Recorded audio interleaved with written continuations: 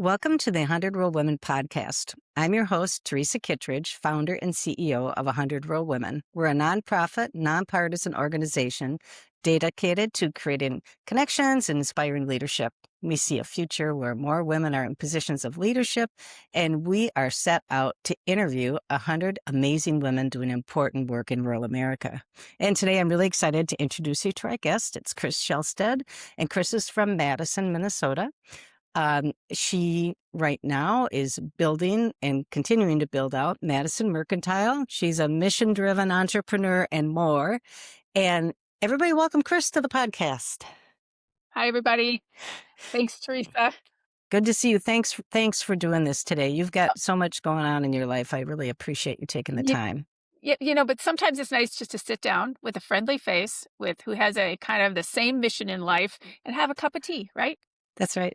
I've got mine too. So I love it. So how we know each other is I met Kris, I think, first when you were a initiator fellow. And then I had the great experience to meet you in person this last summer in Granite Falls.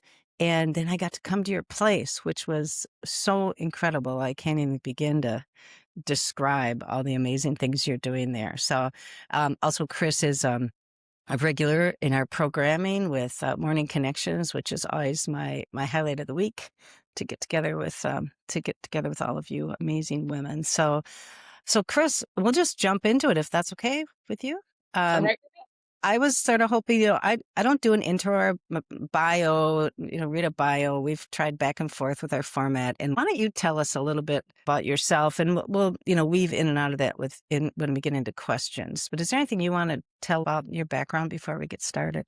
Oh, I think when you get to be my age, it seems like you've lived 2 or 3 different lives, right? So it's like, which one do I talk about? So I'm sitting here in Madison, Minnesota, which is the town that I graduated from high school in 1.5 million years ago, it feels like. But it also feels like yesterday because I get to see people that I went to high school with all the time now. So after I graduated from high school, I joined the National Guard, and because I needed some money for college. And also because the guy who ran the National Guard office here in town said they didn't want any girls. They didn't need any girls. So I'm like, okay, well, you just sealed your fate because guess what? Turned out I I was love the it. second female ever to join the Guard unit here. So my friend Julie Osmus was the first, and it was great to sort of pave the way with her. I joined the Guard, went to college in Morris. I'm a University of Minnesota Morris alum and wasn't going to work full time for the Guard. It was just going to be a, hey, help me get through college kind of thing. But it turned out that it worked for me. I had good bosses. I had good missions in the National Guard, in the Minnesota Guard, the Wisconsin Guard. And then I was able to go active Guard and Reserve. So that gave me the ability to live all over the United States and have some overseas deployments and things like that too. Skip forward. Why is that important? Well, it's really important because I think it opened my worldview, but it also helped me do what I'm doing today because I have healthcare and a pension. And thank you to the Guard for a lot of things, for the Army for a lot of things. But right now, the most important thing to me is that I am able to do the things that I want to do, that my community needs, because I have that safety net. And I know that that's a point of privilege for me. But it really is worth talking about because there's so many people out there who would like to do something like we're doing, but they can't because of healthcare or because of, other financial reasons. So I moved back to my small town about 5 years ago. I had retired and was living right outside of Austin, Texas with my husband. And he unfortunately passed away unexpectedly. And after about a year's worth of drinking wine on the deck, I thought I ought to maybe come home to my family. So my sister, brother, nieces and nephews are all here in the area. So I moved back and I was just going to kind of take it easy, not going to do much, wasn't going to volunteer for anything. And, that didn't last long because, you live a life of service. You just feel like you need to stay in service. So, and it just was a great opportunity to sort of fill some gaps and niches that I saw in my hometown. Just a great place to move back to, lots of fabulous people living rural by choice. But there was a few things I was going to miss that I thought, if I don't build it, who's gonna? So that's kind of where we're at now. And I started this endeavor, as you mentioned, as part of the Initiator Fellowship. I got the cup to prove it. Um, which Love is it. was really the best possible network of people to plug into to do this social enterprise. So here we are today, just over close to 5 years in, um, and changes every day. Still, it's a lot of fun. It's sort of managed chaos in a way. Uh, so I'm loving it. Isn't that funny with when you say managed chaos? Because I will talk to about my background and particularly with younger people, it's like, well, I spent 20 years at the legislature and they'll be 20 years, but it was every 2 years, it was total chaos after an election. So it's like, I must have that attraction to chaos. So it's Yeah, like, it's sort of, maybe a dopamine thing or an adrenaline thing or something. right. You used to that, and when things get a little too smooth, and a little too normal, you kinda look to shake it up, don't It's you? like, what? What? Yeah, I love it. Love it. So we like to kick off the podcast with a question. Just asking a lesson that you may have learned from, say, a grandmother, another important older woman in your life. Is there anything that you can think of as a lesson that sort of stays with you? Gosh, I was thinking about that this morning. I had 2 very different grandmothers, um, Me too. and ver Me too. and very different lessons.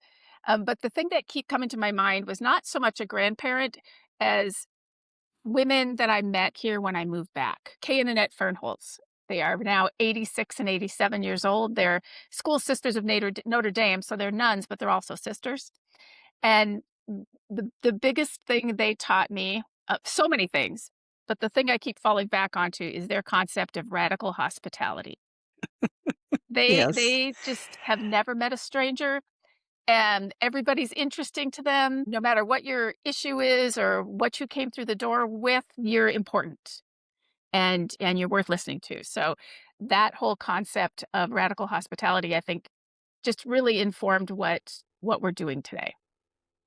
I love it. So I am a graduate of Our Lady of Good Counsel Academy in Mankato, which was, the mother home for the Sisters of Notre Dame. So I definitely would challenge them all the time, but I did love them, and what an amazing experience to be around those women. I didn't appreciate it that much as a high schooler, but looking back, it's like, oh my gosh, what amazing, strong women that were just such big advocates and really pushed us. And I know we've talked a little bit about your connection to rural and what I love about women that I meet in rural, just everybody's got a different story, and you're really a homecomer. So I always think about, as we roll out this podcast too. So we go, are we going to do segments? What are we going to do? Are we going to do a mix of women? But it's like I keep coming across homecomers, and you mentioned that you have a strong connection to rural, and tell me about about that. Yeah, I think now that you mention it, and since we were talking about grandparents and stuff too, it reminds me that I'm kind of a double rebounder, homecomer, because my parents were of the generation where they wanted to get the heck out. Let's move to California. Let's follow the American dream. And the minute they got there, they both went, "What have we done?" So it took about 12 years for them to garner enough, I don't know, courage or whatever to move back. So, we were homecomers I was in 10th grade when we moved Oh, back to wow. Minnesota. Okay. Yeah, born here, went to California, came back, and it's almost like, people who are converts to anything are the most, sort of vehement about it, right? I didn't I didn't grow up, rural from until I was in 10th grade, and then all of a sudden I was like, "This is wonderful," but it was very nostalgic. We spent summers here. We spent, it was always let's when we got to go home to Minnesota, that was just the biggest thing for both of my parents. So there was always this kind of nostalgia about living here, and then I got to live here, and it was just the most fabulous experience, high school and college. So when I decided to leave Texas after my husband passed, um, I was like, should I go to a big city? Should I go to a college town? Maybe I'll go back to Colorado or someplace else that I had been stationed that I really loved. But it just kept calling me, saying that sense of nostalgia was a big part of it. And yes, being with my sister, brother, and nieces and nephews was the deciding factor, but there was this sense of nostalgia, sense of going back to a simpler time in a way. Mhm. Um, and while it's not a simpler time and there are challenges to living rural, there's some things that are just so comforting. Some people lament the lack of choice in a small town, but having only one grocery store kind of narrows down what you don't have to make a decision that day. There's only one grocery store. So I think when I moved back, I really thought I was going to go to a college town and something bigger, but and something inside of me said, if you're going to go home, go all the way home. And yeah, I have not spent a second regretting that at all.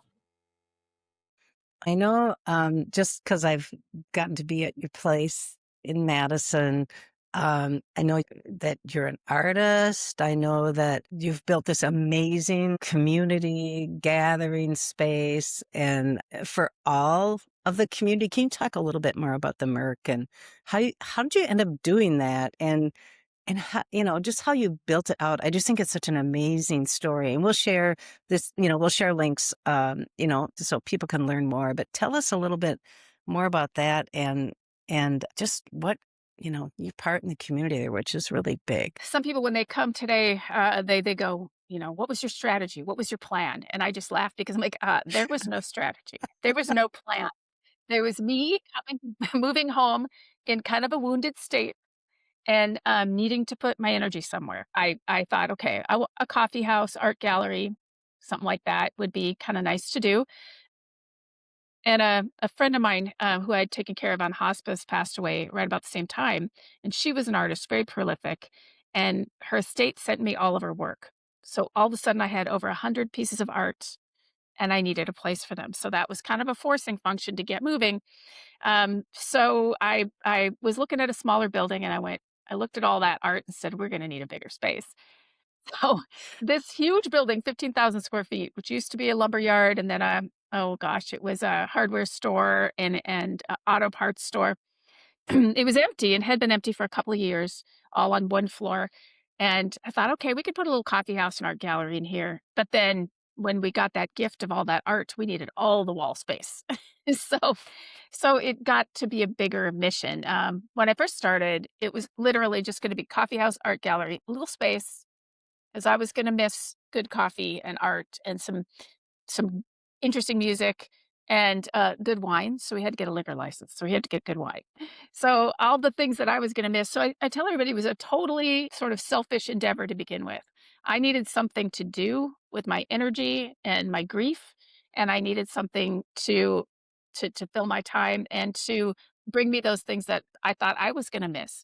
And then I Hmm. realized, well, everybody else wants this stuff too. Whether you left town or didn't leave town, you deserve the finer things. You deserve a space like this, and you deserve a space where you can be yourself. And that's kind of what we were striving to do. Um, I remember shortly after buying the building, and I was laying out, tape, masking tape all over the floor. And like, this is going to be this room. This is going to be a kitchen. This is going to be a that.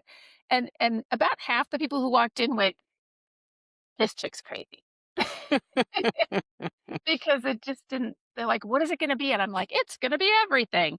So, maybe I was a little bit manic at that point, but, um, I remember this gentleman walked in and he listened to me for about 30 minutes and saw where I was putting down the tape, and he said, "Looks like a good idea to me." And that turned out to be Scott Marquardt with Southwest Initiative Foundation, who I didn't know him then, I didn't know him after he left, I didn't know it was him until weeks later. So, but that little nugget of sort of, validation went a long way.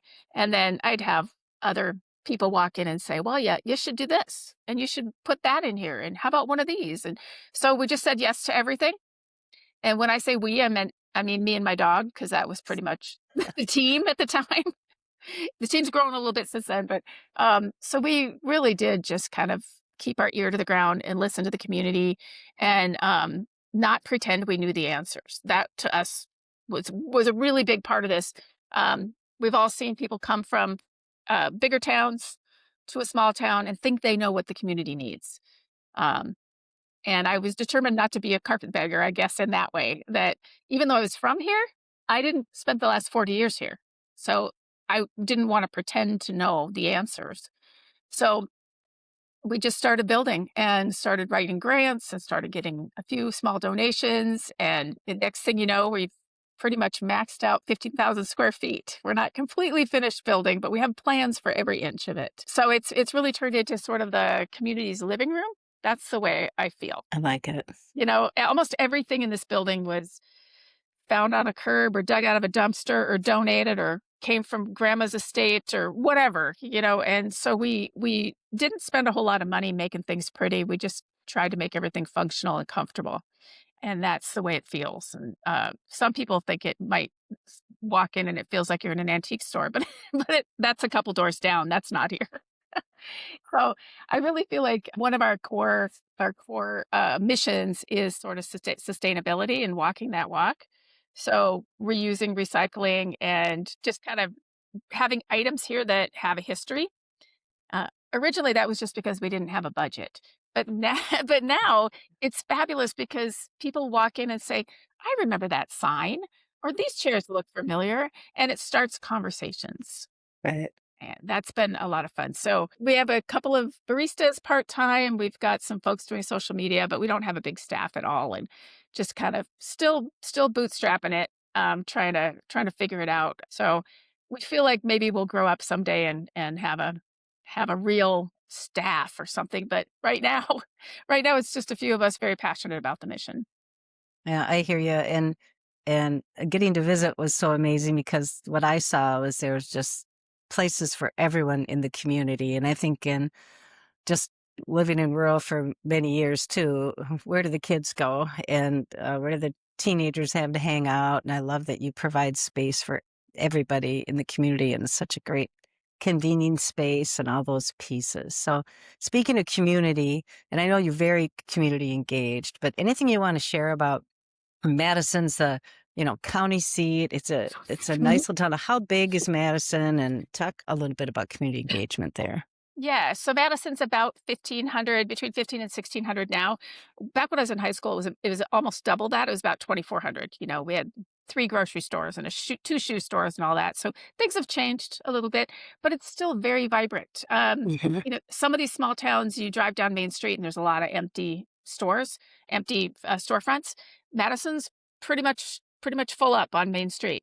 Um, there's always been this sense of getting it done in Madison. And I can probably point to half a dozen people over time who have just made sure that happens. We have our own radio station, we have our own newspaper, we have a first run movie theater. We're the county seat, as you mentioned, and that does help in a rural community. It helps a lot. But there's always been this sense of getting along to get things done.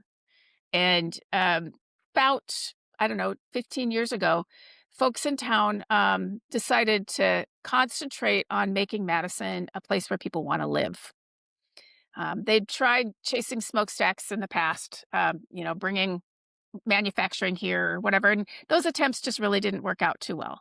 So the thought was, let's just make this a great place to live and focus on the amenities that people need, focus on what young families would need, but also, pay attention to the older generation. We have some really nice senior living options in town. So I feel like my success in this endeavor is probably because there was real fertile ground to begin with. Mhm. This town is kind of known for being a little more progressive than some of the towns in the area. So it wasn't that difficult to plant seeds. There was infrastructure here already. Which is a great lead into with seeds of when I think about the economy in Madison, and correct me if I'm wrong, but pretty ag dependent, correct? Yeah, one thing that's interesting when you move back to a rural town, I had forgotten just how tied to the seasons we are. Mm. And how everything stops if it's planting, everything stops if it's harvest. Don't plant anything because because that's where the focus of almost the entire town is. Mhm. And while there's a lot of folks here in town who didn't grow up on farms, who aren't from here, who probably still don't really understand that. They just they realize that the elevator's running all night now. What's that noise, right? Right, right. But but we really want to be sensitive to that because the dynamics change a lot. Um, when it's planting time, when people are picking up seeds, the seed place is across the street. Don't park over there, or That's right. you'll get in trouble. And don't block those trucks coming through with the elevator behind the building. We have a giant Cargill elevator right behind our building, and those we can always tell when the grain prices are up because all the trucks just show up out of the blue, and we try to do things for the farmers at that point, like have sack lunches or coffee. We can run out to them, and because sometimes it's a marathon, but it can be a sprint too if it's the rain's coming or whatever. So it's kind of fun to remember the seasons and remember that whole cadence of being tied to agriculture. That's such a good description because I think about that. I think about going to the elevator and, dumping corn and doing stuff like that. Just brings back a lot of memories. So, yeah, go Well, ahead. I could tell you about one thing we do is Mhm. grain truck bingo. Oh, Yeah, so since the scale is right behind our building, right. we sit back there, maybe with a beverage, and we have bingo cards, and we call out for the trucks that come by. So you get, a certain square if there's a woman driving the truck, which is not very very common at all, but it happens.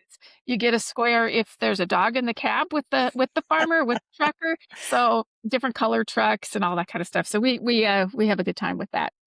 I love it. The connected community. So, um, you've done so many different things in your life, and when you think about that, what are some of the most rewarding things that you've gotten to do or experience in your life, your career? Wow. Well, just given what's going on in the world today, and you probably can relate to this, working at kind of upper levels of government and seeing how all these things work or supposed to work or don't work Mhm. has been, I guess, both rewarding and terrifying at the same time. Right. Right. Oh, as a young lieutenant, I was stationed at the Pentagon, and that was kind of gave me this sort of, you know, top-down view of how things worked. So it was very rewarding to kind of understand your place in those big systems, but it's just as rewarding now to be at a small town and trying to figure out how the town works. And so that sort of giant civics lesson from how does the national government work? How does the Pentagon work and all that? All these different agencies. And now it's sort of figuring out the things that I should have known before, like how does a city council work? What's a county commissioner? Mhm. What's a township? Those things that you just don't understand when you live here when you're a teenager, they don't really mean much to you. But now, seeing that they are the building blocks or should be the building blocks of a strong democracy. So it's a kind of a long answer, and it's not really a rewarding experience. I think it's just that being able to see that spectrum or be involved in that spectrum of civic life from but mine was backwards. I started at the top, I guess, and then I'm going back to the grassroots. But that's been really rewarding. Some of my military deployments and the people I met and places I got to go were really really lovely. But I think coming home and spending time with my little nieces and nephews are the most rewarding things I can do now. They're awful cute, and they have cute Soren and Liam and Ragnar and Oslo. So we've got a little Norwegian theme going on. I love it. So thinking about that and thinking about kids and nephews and nieces, you growing up, did you know what you wanted to do? Did you ever think that you'd end up doing what you're doing? Gosh, I didn't think I would end up doing anything that I'm doing, anything along that spectrum. I guess my biggest thing I used to do when I was little was just read books, sitting in a treehouse, eating chocolate and daydreaming and having imaginary friends.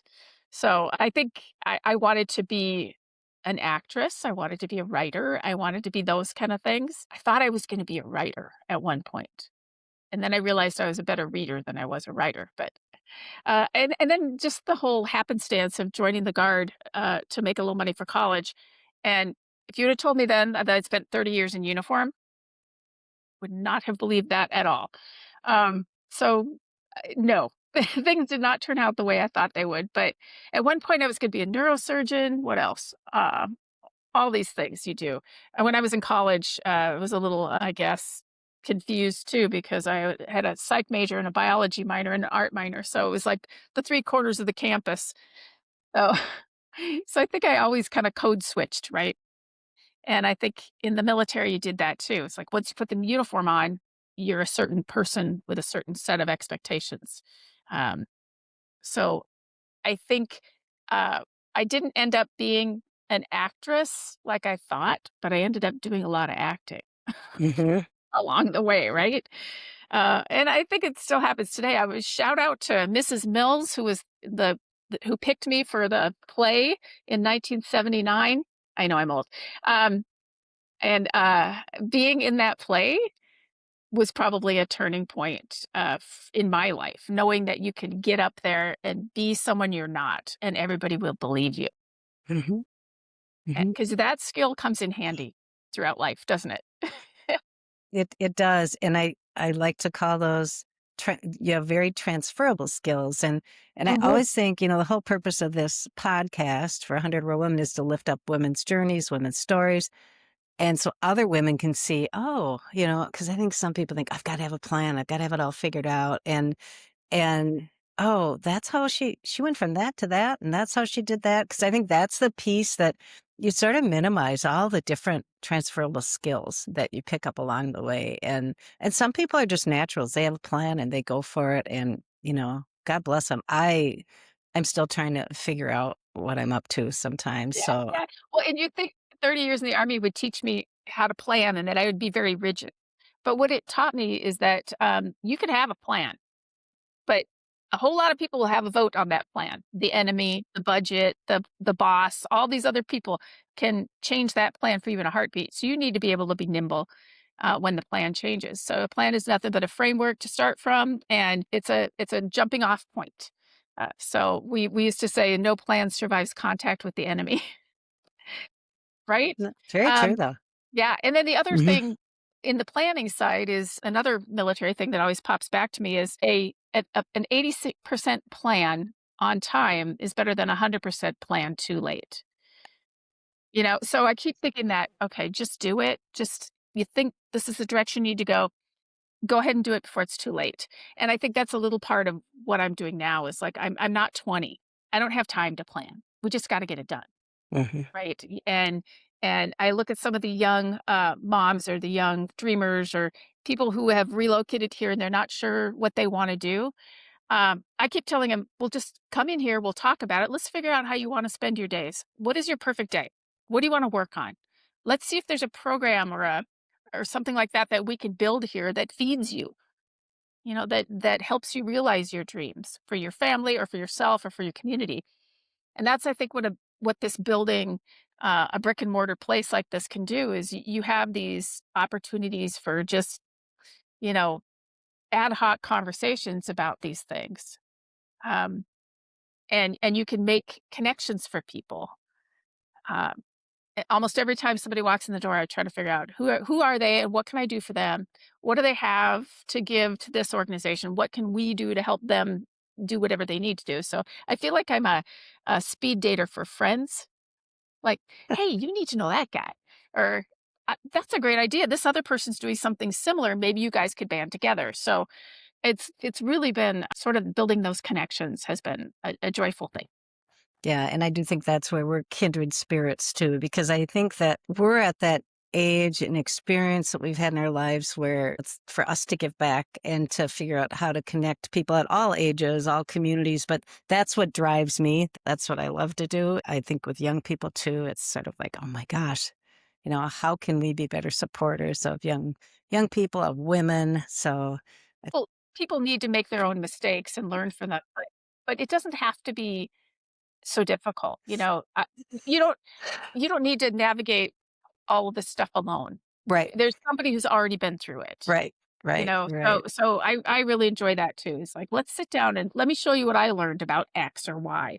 And it may not apply, but at least it'll help you maybe avoid some mistakes or take advantage of some resources that we've been able to garner. No, absolutely. And so you've got a very full plate of things you're doing, your business you're building, things you're doing in community, family, all those pieces. What do you do for fun? What do you do for self-care to just sort of like step back and recharge? Thursday morning connection with you guys for sure. And things like this, absolutely. I thought about that a little bit, and I don't do enough of it. I'll admit I don't do enough of it, but I'm trying to be more deliberate about that, putting a little white space on the calendar. I jealously guard my Sundays.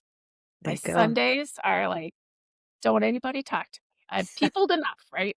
So Sundays are for a dog and a cat and coffee. And believe it or not, I like just cleaning and organizing my house on Sundays. It's very kind of to go to bed on Sunday night knowing everything's put away, everything's good to go, and you can jump into the next week.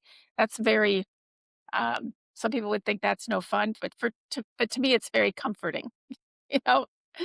So I don't do a lot of traveling or anything anymore. I think I got a lot of that in the past. Just kind of being in my house. I just like to be in my house alone and read a book, take a nap. That's really all I'm doing these days. I would like to get more into making art because right now it's like I facilitate other people doing that, but I'm not doing a whole lot of that myself, and I that's my goal for this year. I love it. Gotta have goals. So, is there anything you want to share about what you're reading or watching or anything like that? Listening to? Well, I'm trying to take the earbuds out of my ears and not listen to the news so much because I'm kind of a junkie. I'm a news junkie for sure, and I think it's important to stay informed, but you Mhm. can overdo it, Right.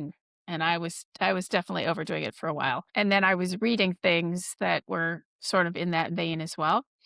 But I guess my big unplugging and my guilty pleasure is science fiction. I love Ah, sci-fi. okay. So, I've been through every Star Trek and Star Wars thing you possibly can on TV. So, yeah, that's kinda my thing is I'll get under the electric blanket with a glass of wine and watch some sci-fi. Reading-wise, same thing. I like kind of magical realism, a little bit of that kind of thing. I have a hard time reading too many nonfiction. Doesn't really hold my interest that long. I try, but it just doesn't keep me there. I recently read through all of the Octavia Butler books. Oh, yes. Yep. So that was something I should have read in my early teens or 20s, but, so I'm kinda going back to some of the classics that I missed along the way. That's kind of where I'm at. Yeah, we have a book group, and that was the struggle for me because it was like fiction and nonfiction, and it'd be those nonfiction months. I'd be like, oh my gosh. But we've been doing a little more of historic fiction, and I like that. I like that. But I'm not a huge nonfiction reader, but I've been trying to try a little bit of it just to expand. But I also Well sort of go back to and fiction. it's important to read Hmm. history, Hmm. right? Yeah, absolutely. It's Women's History Month. So one thing we're doing, we have this weekly community coffee at 1 o'clock on Wednesdays. And I'm trying to look at something in history every week. And so we're focusing on women's history. So people will come in for the coffee and we'll just talk about like some women from this area who were Cool. important. Well, a lot of the a lot of the unsung heroes were women, pioneers, obviously. But we've got some really unique stories about women in history from this area that we're going to highlight in the next couple weeks. Share those with me if you will, and we'll be happy to share those. I love local stories, and that's incredible. Um, we have a fabulous museum here, our Lacopara County Museum, and I'd like to encourage everybody to go check out their county museums. Ours just is fabulous, and you can get lost in there for days on end. And we partner a lot with the library as well, because we all have kind of some similar goals. You know, we do art and music, civic engagement, entrepreneurship, and all that, and we have the space to host their programs that they may not have. So we collaborate a lot in those realms. But yeah, I think what I'm reading more of is kind of historical fiction in a way because I like alternate histories are kind of fun to read, kind of fun Right. to see how things could have been different with just Right. one change. Yes, Yeah. absolutely, absolutely, Yeah. and you just brought up something too, when I think of smaller communities, the collaboration piece and Mm. how we never quite have enough to do it on our own, so, good and bad of it is collaboration is a big piece about how real people get it done, Yeah. and entrepreneurship. So I know this about you, and I want you to share some of your thoughts and strategy. How do you stay positive, move forward, and this is a long question, but what gives you hope for the future? Hmm. You know, those are those are two questions. What how do you stay positive and what Mhm. gives you hope? They're connected, of course, right? Is how do you have hope if you don't have some kind of positivity? I think one of the things that gives me hope is just how involved I see people getting. People that I know have never been involved in politics, didn't really get involved in the civic life of the community. I see them getting more involved now. I had a conversation this morning with a young man who came in and said, "Hey, this thing keeps popping up on my phone. Is this real?" And I'm like, "Thank you. You just questioned that. You questioned whether that's real or not, or whether that's somebody trying to convince you of something." So that gives me hope where this is a 20 something who knows not to trust everything that comes across their phone. Because I feel like this is the defining thing of our age is disinformation and now AI and all that. What gives me hope is young people who look at that and go, "Wait a minute. Is this real?" Mhm. That and on a more larger scale in my community, what gives me hope is just so many people moving back to rural. I think probably I could name you a dozen young families who have moved to Minnesota or moved to a small town, this one and the surrounding towns, because they saw sort of an opportunity to buy a house that they couldn't in a bigger city. They saw a good school system. They saw a great rural healthcare system. Those things are all under fire right now, but they are the things that are going to get people to move back to our towns. And some people chose Minnesota specifically uh, for whatever reason, and they're enjoying living in a small town where they feel safe. Safety is kind of almost the number one thing they say. I wanted to live somewhere safe where my kids could, you know, go play and I won't worry about them. Well, you're still going to worry about them. You're still going to be cautious, but I feel like people are really what's a good word for it? People are finding rural again, or what the word is, but you know, they're rebounding. They're Rebound. homecoming. Mhm. A lot of And homecomers. yeah, the homecomers and out of that, one thing that the Merc is trying to be is sort of a hub for that. So if you're new to town, come on in. We'll help you get connected to the community, help you find a babysitter, a homeschool group, look for a job, kind of understand the fabric of the community. And because of that, and some of the other larger things going on in Minnesota in particular, we're starting to become this hub of mutual aid, which maybe the churches were that in the past. But especially for new people in town, we've become the place where you come and say, "Hey, do you know anybody who whatever?" And that's been everything from, "Do you know anybody who can fix my plumbing?" to, "How do I shear a sheep?" Literally, people have come in and say, "I got sheep. I don't know how to shear 'em." So, I love it. yeah, so the being a hub of mutual aid has been, really something that's grown a lot in the last 6 to 10 months. I love it. Yeah, that's amazing to see. And I know you're all about this, but what do you think we can all do to better support rural women? Some of them are kinda traditional, like, make sure that childcare is available, and we've done a pretty good job here with that. Just protect healthcare and childcare, because women are normally the caregivers in the home, not always. The other big thing I think is just to let rural women know that they're not alone. Mhm. They may be they may be thinking a certain way, whether it's progressive or politics or, um, something. Just let them know that they are not alone and that there are people that think like them in whatever it is that we're talking about, right? We have the sign in the window that says, "All are welcome here." And we totally believe that. We totally live that. And in some cases, that means our definition of women has to be a little more expansive. If you are choosing to be identifying as a woman, then that's fine. That's what you're choosing. And all are welcome here in that respect.